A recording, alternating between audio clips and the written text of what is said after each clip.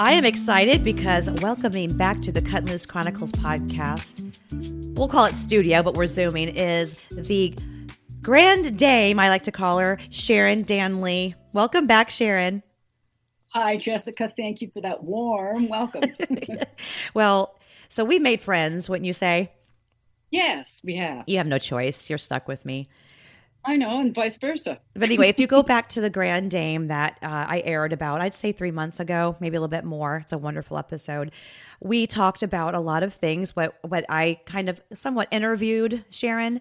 How we met was I was doing an episode on filters and how I felt filters were very difficult on the hairstylist and anybody in the beauty industry and movie industry and et cetera, et cetera. And I came across on YouTube this professional blog from, and it was happened to be Sharon. And I listened to it, I thought, whoa, this lady knows what she's talking about. This is just, gosh, I got to know her. So I reached out to her thinking, oh, she's not going to want nothing to do with me. And a few weeks later, ding, ding, that she was there. I said, oh my gosh. And lo and behold, here we are. Yep. Yes, it goes to show you that reaching out is, take the chance, take the step. You never know. Because what's the worst anyone can say is what? No, right? No. Oh, yeah. And you have been a YouTuber, but now you are a blog caster. Yes. Interesting, a blog caster. Listeners, have you heard of this word? Sharon, tell us what you define a blog caster to be. Well, to make it easy for my demographic, because some like to read, some like to listen, some like to watch. And to make it easy for them and for me too, I would produce one item, a podcast or a blog. And I thought, wait a minute, why don't I combine it and just call it a blog cast? Do it on my blog section on my website as a blog and on podcast on YouTube. And I call it a blogcast. And my response has been very good. People really like the option. Now define the difference between a blog and a podcast. Well, a blog is a written form of communication. And a lot of people just like to read. Podcast can be either a visual interview or just narration, or you can do a podcast by yourself, just simple narration. And that's what I'm doing. So I might write about a particular subject and I write out the script first, and then I narrate that for the podcast, for those that just want to listen while they're making dinner or whatever. Yes. And a lot of people are into audio. So everyone, whenever I tell them I have a podcast, everyone says, oh, where can I watch it? And I say, well, I'm audio, so you can't watch it. You can listen. And either their faces drop and you can tell that, I just like to watch. You can just tell. But really, the number one successful podcasts are still considered audio. Audio still carries that top ranking podcast. So because people like you, such as you, they don't have time to look over the TV. They're cooking, they're cleaning, they're trying to get things done. They're on a bus. They're traveling, and you can't watch a television. So I like to report Cut and Loose Chronicles podcast will be going video within this next month, maybe 6 weeks. I don't know how. Thank you. I'll let you know how I like that. Okay. You could always intermingle, do some video and some just narration. Well, audio is number one, but that still counts for the people who do like to watch. So it's the best of both worlds. Mm-hmm. But it's a lot of pressure to look good every single day. Oh, talk to me, sweetheart. So you are in Toronto, Canada, yes. And you are a city gal in a high-rise apartment on the 11th floor. Yeah, 10th actually. The 10th floor. Yeah. And a high-rise on the 10th floor. So have you ever lived in the country? I used to vacation in the country and love it. I love the country. What do you consider country? The country? where there's cows and horses and grass and wheat fields and Oh, corn you're and all describing that. my outside window. No, Oh, I live in north central Florida, which is horse country. oh, But I'm closer to the Gulf. So I am not as horse country, but definitely have cows and all of that. But I live in a HOA neighborhood, which I would love to get out of. I'm sick of the HOA. Ugh. but I don't know what that is. The Homeowners Association. So I Oh, live in a okay. neighborhood to where you can't just have a broken down car out in your front yard, which I like that part. But I also can have a garden in my backyard. I live on a golf course too.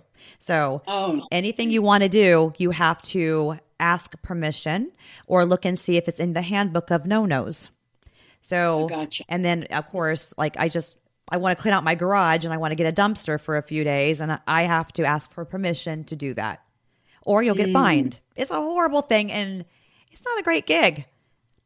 No, I understand. There are upsides and downsides to something like that for sure, If you're and it all Sanford and depends. Sons, you don't need to live in an HOA. Yeah. Do you know Sanford and Sons? Yes, I remember seeing a few of their episodes 1,000 years ago. So, how different is it living in the city versus the country? Tell me what's going on in your neighborhood. I know you're kind of upset with some things going on in your neighborhood. Let's hear it. City living it can be good, it can be bad. Same as country living. It all depends on your particular situation. For me, I don't like the way Toronto is uh, evolving. We have far too many uh, refugees and illegal immigrants coming in, and it's causing a huge problem. We also have um, absolute Neanderthal thinking about how to put bike lanes in for people. They've installed them without any critical analysis, understanding, or common sense. And it's causing huge problems for pedestrians. And what I notice is whatever they report on the news, accidents, they only report when a car hits a bike, but they never report when a bike causes that accident or a bike hurts, maims, or kills a pedestrian. Now tell me And what kind of immigrants are they? Where are they from? East India mostly. Why do you think they've come to Toronto? Well, it's the same in the UK and Australia and everything. It's because of your government, my government, the UK, Australia, all the Western governments have been co opted, in my opinion. And they're all kind of playing the same Russian roulette game. And the people, thank God for X, because the mainstream media has been lying for years. But X has kept it more open, and people are really starting to learn the truth and the facts and finding out what our true history is collectively. So we're going through a huge change worldwide right now. Are they there But they're illegally or are they there legally? both. And the government has played games too. They come into Canada and they get subsidized fairly substantially. Meanwhile, our veterans and our seniors, who are Amen. they Yeah. as far as the government is concerned? We paid taxes, us seniors as an example. I paid taxes all my life.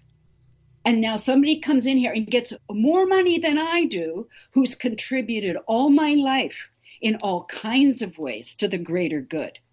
That that's what causes the division amongst peoples. And when they have division, then people aren't going to go after the governments because they're too busy I don't fighting. think people realize that. They think that Canada is just such a different place than the United States and that their politics are different, their medicine is different, all of that. But and maybe your medicine is different, but those things are happening here in the US and people we're outraged by it. So you've got the Of course. same thing. How do you feel about our president Donald Trump? Well, let me put it this way. And do you find him attractive? Well, actually, he and I share the same birthday and age. So I think he can, how do I put this? There was nobody else to vote for starters, in the last election. He at least gets some things done. He's been doing some good things, but he's also been doing, in my opinion, really stupid things. I think he's a bit of a blowhard. He's got an ego and that sort of thing. Not Donald. However, oh, not Donald, no. However, he has also put some good people in. Gabby, what's her name? Oh, Tulsi Gabbard, I think has been doing a good job. Jeannie Shapiro is feisty in the right way. You know, there's others. It's a mixed bag with Mr. Trump. And so you do pay attention to the United States politics. You know, sometimes more than my own, because I have to tell you, we don't have the podcasters in Canada that you guys have in the States. We don't have the Candace Owens, the Tucker Carlsons, Max Blumenthal, Aaron Mate, all the really good ones. We don't have that in Canada. Very, very few. And why not? You know, so, why isn't there more? I don't know. We have Sharon Danley. If I could listen, give me a microphone and I can talk with the rest. In fact, I ran for federal politics in 2015 for the Green Party until I found out that they had been Zionist co-opted. So I left the party. And so did a few other people who I greatly respect. And we're all party homeless, you know, at the moment. Although I think that the People's Party of Canada, run by Maxime Bernier, is a good party that we need in our House of Commons. If you don't have a party that's going to hold the party who's in charge, if you're not going to hold their feet to the fire, then what have you got? You've got a really crippling government that serves nobody but themselves. Well, I want to go back to talking about the bikers that are running people over and causing accidents, but I do want to ask you this. What is your take on Alligator Alcatraz? I don't know enough about it to form an opinion, but I would like to know more.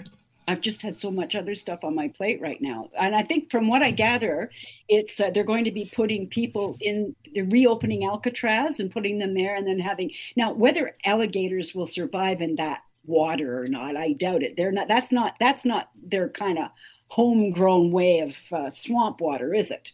Around Alcatraz. So I think the news once again has made a big deal out of some things, you know, that I'm not sure I can trust. Okay, so it's called Alligator Alcatraz, and it is in the Florida Everglades. It is under the Trump administration, and Governor DeSantis has approved it. He is the one that dubbed it Alligator Alcatraz. Here's a little clip from the news kind of to explain exactly what Alligator Alcatraz is.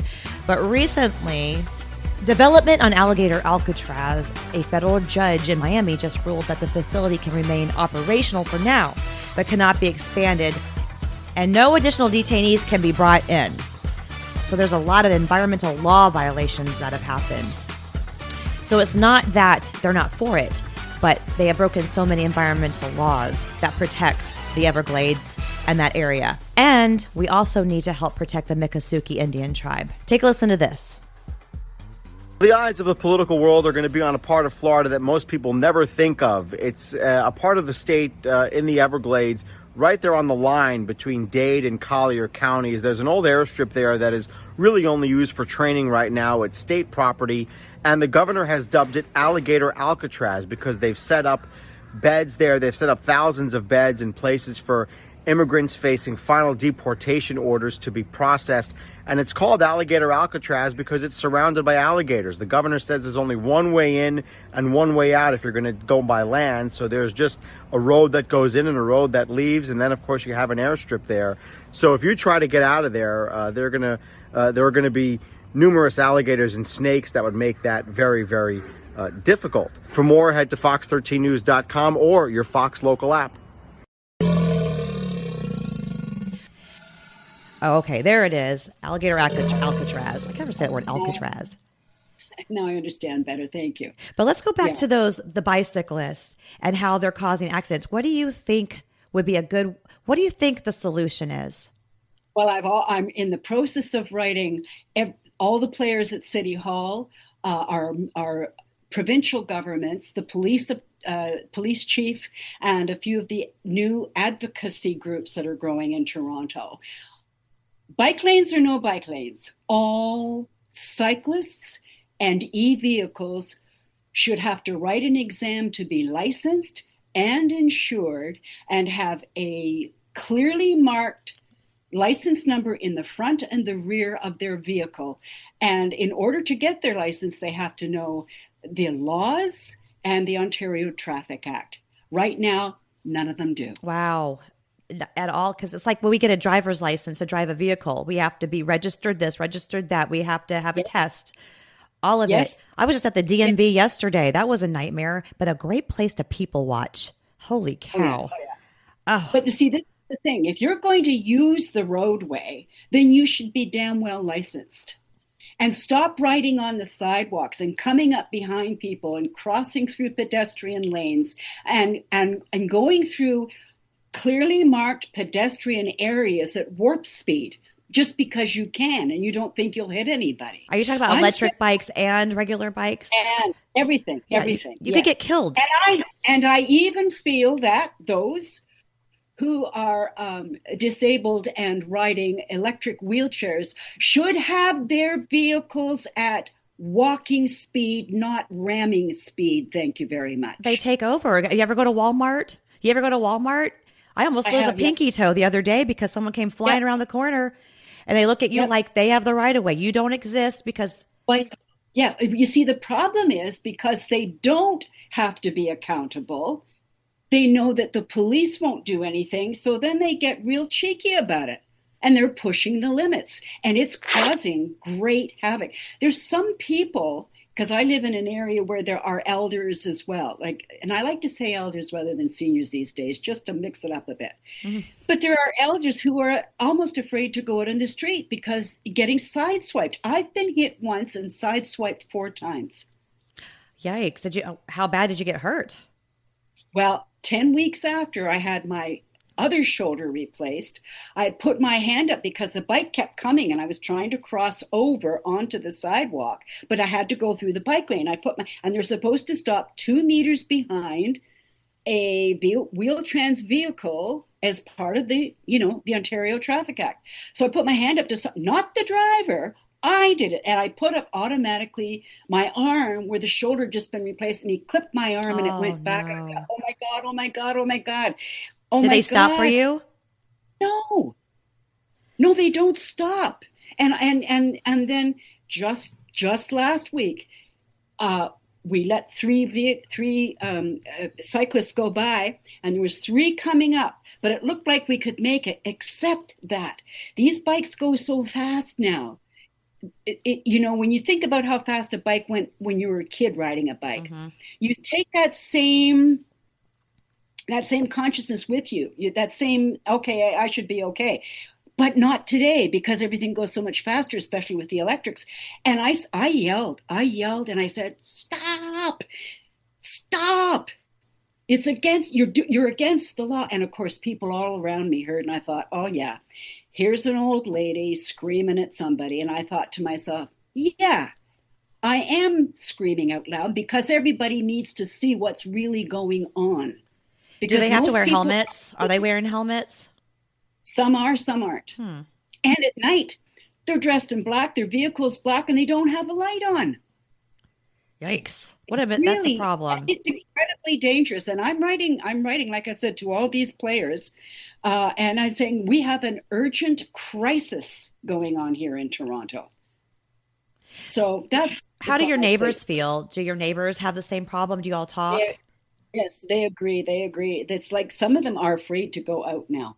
They're afraid to go out, especially the elder people. Because see, I was coming home from the hospital the other day for my yearly checkup for my leg replacement, or not my leg replacement, my knee replacement surgery, and I'm coming through the park, and all of a sudden there's like 8 bicycles going by me, and 2 of them clipped my skirt, and I'm yelling, "Get off and walk your bike through a park." And then somebody said, "There's no signs." You know what I picture? I picture the scene of Death Wish 2. Ever see that movie? No, Death Wish 3, where it's LA and it's Los Angeles, and then there's all these zombies are just like walking around. They're all on drugs, and all the people are hiding in their apartments and they're afraid to come out, and it's just they're taking over everything. That's awful. I'm sorry to hear that. Okay, oh boy.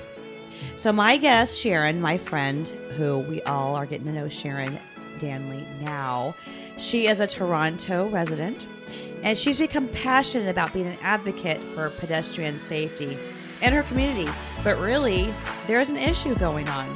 She can't even walk on her streets without being run over by these people who don't really care about even having a license or even care about people walking along the roadway.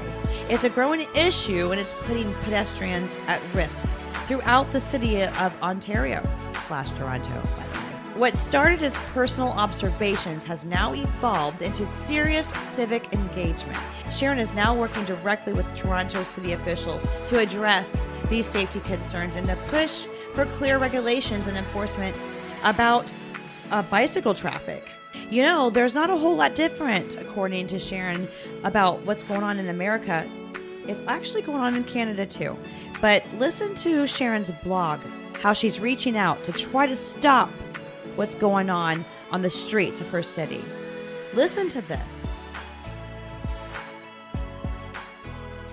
Greetings, my friends. As a senior and disabilities mentor advocate, I've recently sent the following information and request to Mayor Chow and members of Toronto City Council, along with the Premier, relevant MPPs, the Chief of Police, Integrity Commissioner, and the CEO of the Financial Services Regulatory Authority.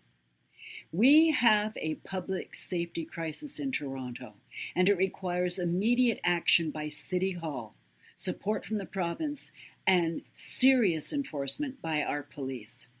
As a decades-long advocate and recent user of Wheel-Trans, I speak firsthand as both a witness and a victim of the dangerous problems that our citizens, especially the most vulnerable, seniors and the disabled, are being forced to endure at the hands of unskilled and non-rule-following riders of bicycles and e-vehicles.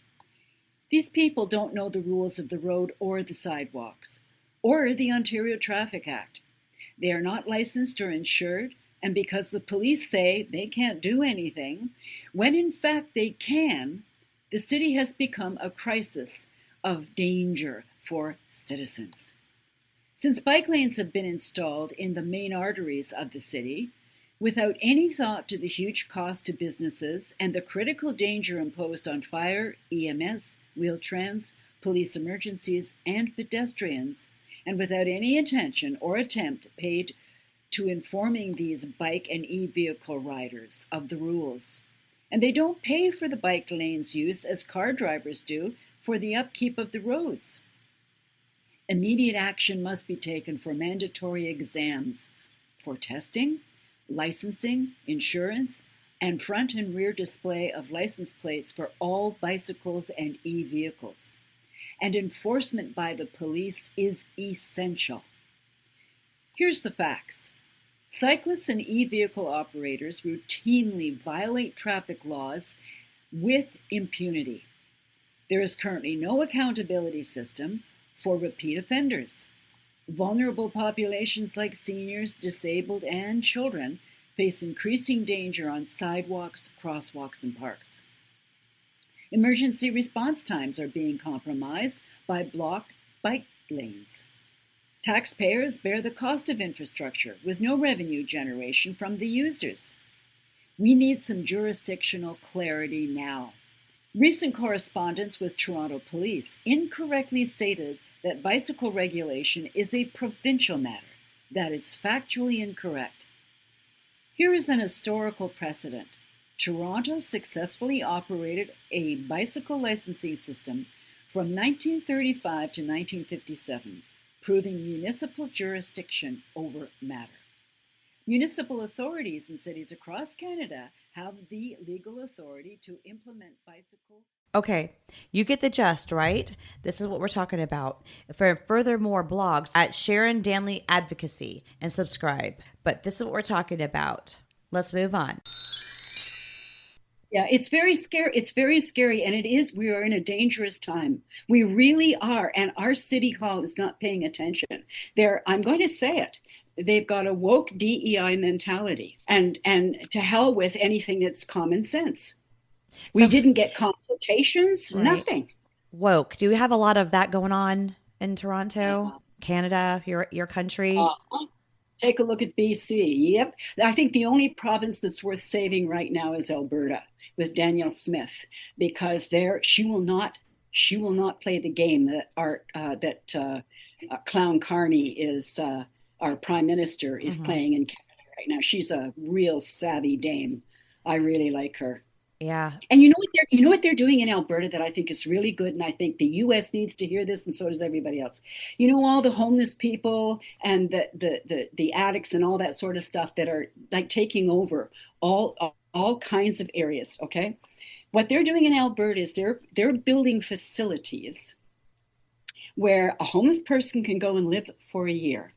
But there's a contract, and they have to get off whatever drugs they're on. They have to take classes. They have to learn money management, build a skill. They have to cook their own meals. They have to clean the buildings. They have to do the laundry. They have to do the gardening and everything. And they can stay there for a year. So they've got the sense that, I've got a place. And they have to take these courses. They have to do this stuff, and it's turning out people that have cleaned up their lives and understand. And you know what they're trying to do here in Toronto? They want to dump, I think it's 8 men's shelters throughout the city, and their locations are next to schools, next to seniors' buildings, things of this nature. No consultation. Meanwhile, we have some industrial land here in Toronto that they could build facilities, because every city used to have a mental health institution. All of a sudden, all the governments, again, all the Western countries got rid of them. And where did all these people go? Onto the street. And that's the way it's been ever since. Sounds like you're describing California. Yeah, exactly. I mean, what they're doing is Alberta would be good for California, because, the governor there is giving them needles, and they're giving them needles so they don't share. That's what they're doing here, too. We've got a methadone clinic right downstairs, right next door, and we're afraid that they're going to drop a shelter in beside us, male shelter. I saw that you had put up one of your blogs about the methadone clinic. Is that what that's based off of? Yep. Mm-hmm. Wow. So, I have to be honest. Whenever I picture Canada, I always picture beauty and beautiful landscape and all that, but so much more to do above us, because more classy, more of a classy area, having it together, and I still view, the country that way. But what you're telling me is kind of making me feel a little bit better, because all these problems that we're having here in the United States is actually happening in Canada. Oh, absolutely. And worse. At least you guys have got Trump and a few people. Not that Trump is the be all and end all, but at least he's doing some things. But in Canada, we have a beautiful country filled with resources, and it's just disgusting. Did you hear? Maybe you didn't, but this week it was announced that the premier of Nova Scotia said that nobody's allowed to walk in the woods or fish or play or anything, because there might be a fire. Like, this is insane. This is insane. And if they're doing the same thing that they did with the COVID. So isn't Nova Scotia a big fishing community? Yeah, but it got fished out a lot. I don't know enough about that, but a lot of the fisheries got fished out, and they can only fish so much or certain times of the year. that sort of thing. My boyfriend Dana is from Nova Scotia, and I wonder, he's not mentioned that to me. We'll have to talk about that when we're done. But Yeah. it's, over here with our food stamps, that program, they have just made some big changes, and people are outraged. The SNAP program, and there's not letting you buy like certain things, cake being one of them. The people who are on the food stamps, they're saying, well, why can't our household buy a cake to celebrate birthdays? And other people are saying, well, why can't you just buy the ingredients to bake the cake? I'm not downing people on that use that program and stuff, but there are other things. There are rumors, and I have to look into it. But I'm a salon, so there's a lot of salon talk. They're saying you can buy salon services and use your SNAP card for your salon services, such as eyelash extensions and things like that. Now, no one's ever come to me to pay me because I do eyelash extensions with one of those, so I have to look into that. So, but it just, I think what the whole idea behind that is, and I am support of that idea, that America, as is Canada, is obese. Okay.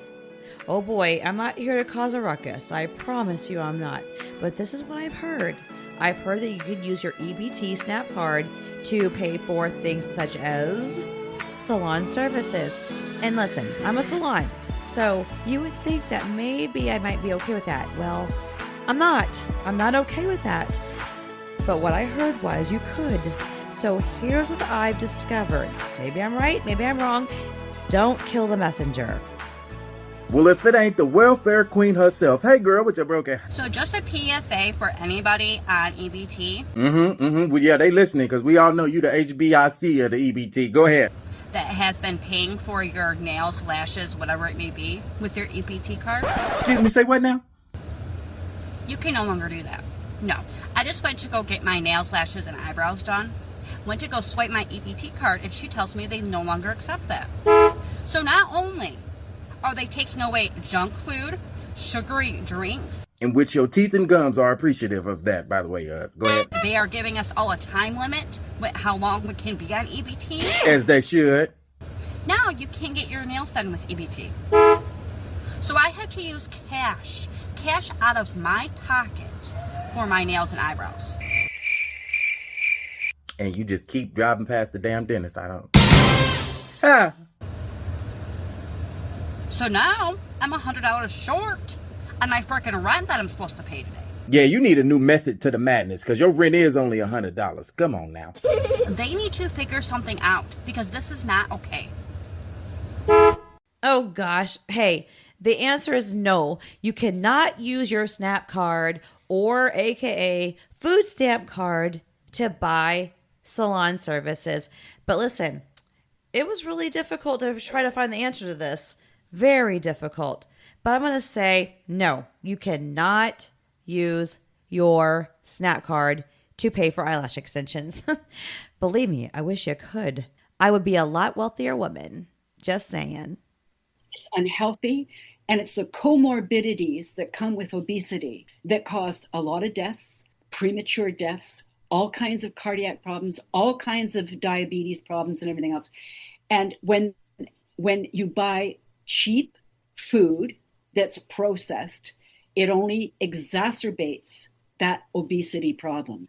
And what RFK is trying to do is to clean up the whole food thing and get rid of all the seed oils and have proper oils. Like, this Bill Gates with his new butter that comes from, I don't know, some kind of carbon plastic thing. And he says, tastes good. Like, he's the same guy that was in the COVID. Right. Right. You know what I mean? The red dyes in the food too. He's trying to get rid of. Yeah. Well, he's trying to do all that, and he's done some good stuff. RFK, he really has, and he's to be commended, in my opinion. So RFK, he was eating some cereal. I think one of the things he was eating, he was over in England or something. He was eating cereal, and he noticed on the back of the box of the cereal, the ingredients that are in it, there was like maybe maybe 4 or 5. But if you take the same box of cereal over here and you flip it around and there's all of these preservatives, just all these, you can't even pronounce the words. Exactly. Why how do you explain that? Mm-hmm. Well, it's because the food and drug and pharmaceutical industries have been co-opted. Yes. That's what's happened, and bless RFK and the gang in the White House for trying to clean it up. I wish we had that here. I think RFK's family is kind of mad at him for jumping to the Republican side. Well, bless his heart for doing it. You know what? This business, this is, again, just my opinion, but hanging on to whatever government your family voted for and you've been voting for all your life, you keep hanging on to something that isn't good. What does that say? Says you're not thinking, you're letting them do your thinking for you, rather than you might vote red one time, blue another, yellow another time. Whatever's got putting the best stuff forward for the people is what to vote for. And it's everybody's responsibility, again, in my opinion, to be as well educated as possible. That's number one. Do your research. Yes. Do your research. If you don't understand something, look it up. We've got all kinds of ways to do it. We have AI now. Sometimes I use AI now instead of Google, and I know I do too. So AI, artificial intelligence, artificial intelligente. I did that on my own. It's a double-edged sword. Do you agree? Yes, I do. Yes, I do. I do. And I think that it can be incredibly helpful or incredibly destructive, depending on who's programming it, and what they're allowing. And that's where the problem lies, because you don't really know who it is. But this is where when you use your critical thinking, you can have, like, I found myself not in a nasty argument with AI, but I said, I don't think so. AI is I use AI to help me, not a tool, to guide me. A tool. Yeah. Yes. So here's how I explain it. Sometimes I just recently started to engage in AI, and here's what I think. AI couldn't give me the answers that I want if my imagination with my ideas weren't put into asking AI. So, for instance, I did this story that's a real story that actually happened at my salon, and I named it The Dead Perm. And it had to do with a lady getting a perm in my salon, and she died in the stylist chair. And the events and everything that happened, and that what felt like a whole hours was only happened in 15 minutes, right down to the really hot, sexy paramedics that came in and the other girls crying in the corner. And, but if I didn't have AI help me with the details, AI wouldn't have been able to come up with something to help me navigate my conversation, my wording, my vocabulary. So I was able. By the way, I brought the lady back to life because I accidentally dropped her on her head and went to give her CPR, and I brought her back to life. Yes. Oh, geez. Yes. You got to listen to that episode. It's called The Dead Perm. Stories from the salon, eh? But AI came in and helped me with my vocabulary. I also like to say that my vocabulary has grown so much better now that I have been using AI, but at the same time, I don't want to get so used to using AI that I forget, or I don't know how to form my own sentences, and or have my own ideas. So, yes. What I find I do with AI is I write, like I'm using it for my blog at the moment. I write it, and if something isn't quite got the feeling I want or whatever, I'll throw in a paragraph or two and say, make this a little warmer, or what could you suggest for maybe a little more humor or whatever. Some pizzazz. Then I take it and I copy paste onto the document that I'm writing on, and I look at both, and then I write a third, which combines both of them. I do very similar. I asked AI, I heard that you might be taking over the world and people are against you. How do you feel about that? Oh, and AI was pissed. AI answered me back. They didn't like that. They were very offended. Did you hear that apparently Grok, which is X's, Elon Musk's AI, it went ballistic apparently a couple of weeks ago. Yeah. I missed it. Darn it. We're all talking. Well, everyone's talking about it, and it's very frightening. It's frightening. It could happen. I think even Elon Musk is frightened. I think he was even quoted to say, I'm not sure if it's that he didn't think this was going to happen like it did. Apparently, my vocabulary is not as good as I thought it was. I'm at a loss for words, but yes, I'll put in a clip to support this. Okay. So all of a sudden, AI is everywhere. People who weren't quite sure what it was are playing with it on their phones. Is that good or bad? Yeah, so I've been thinking about AI for a long time, since I was in college, really. It was one of the things that, the sort of 4 or 5 things I thought would really affect the future dramatically. It is fundamentally profound in that the smartest creatures, as far as we know, on this earth are humans, is our defining characteristic. Yes. We're obviously weaker than, say, chimpanzees, or less agile, but real smarter. So now what happens when something vastly smarter than the smartest person comes along in silicon form? It's very difficult to predict what will happen in that circumstance. It's called the singularity. It's a singularity like a black hole, because you don't know what happens after that. It's hard to predict. So I think we should be cautious with AI, and I think there should be some government oversight, because it affects it's a danger to the public. And so when you have things that are a danger to the public,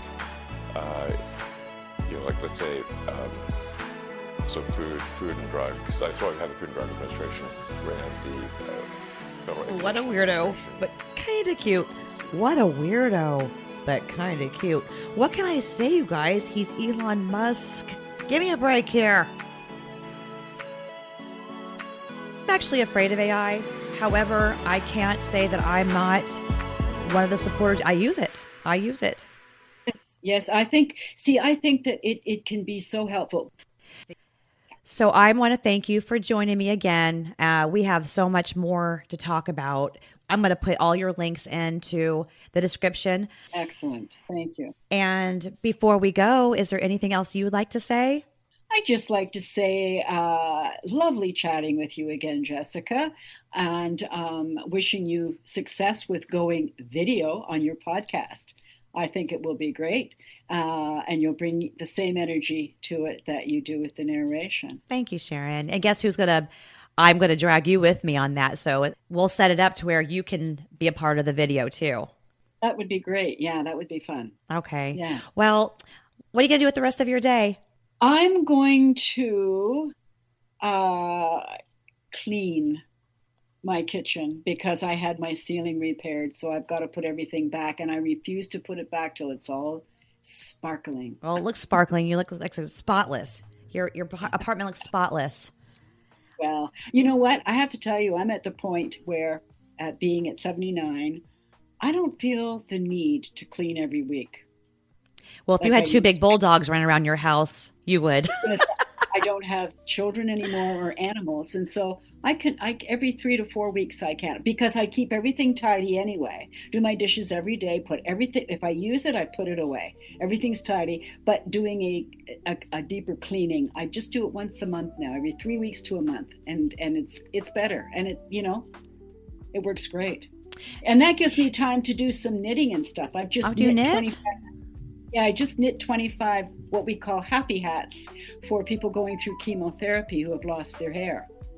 You know what? You're such a wonderful person. Oh no, I'm not wonderful. I just feel the need that when everybody puts their best foot forward, both in the way they look and the way they act and the way they care, it just makes for a better world. That it does. But Ashley Robbins, who is my co-host on this show, she is actually fighting stage 4 breast cancer. So she would probably love to have one of those hats that you're knitting, even though she hasn't lost any of her hair. In fact, her hair has never looked better. How about that? Wow. Ashley's absolutely stunningly gorgeous, and you would never know from when someone pictures somebody fighting cancer of any sort. We all have a certain vision that we have, and she looks like she just stepped out of Vogue magazine. And she also has just taken a spot. She is now a cosmetology teacher at the Tanaja Institute in the Villages in Florida here. She's now a cosmetology instructor, and she's going to do that instead of working in the salon for a little while. So super proud of her. So I want to give a shout out to Ashley. And if you send me a hat for her, I'm going to send you a slingshot. And you want to know why? Who am I going to use it on? On those bikers. Get those bikers and peg them, girl. Peg them. Get them back for your skirt and your shoulder. You know what I was said to a couple of friends. I should break out my cane and take it with me and put it through their spokes when they pull that nonsense. See, that's the Sharon I like. Yes, that's the dame I like. Okay. Bye. Bye.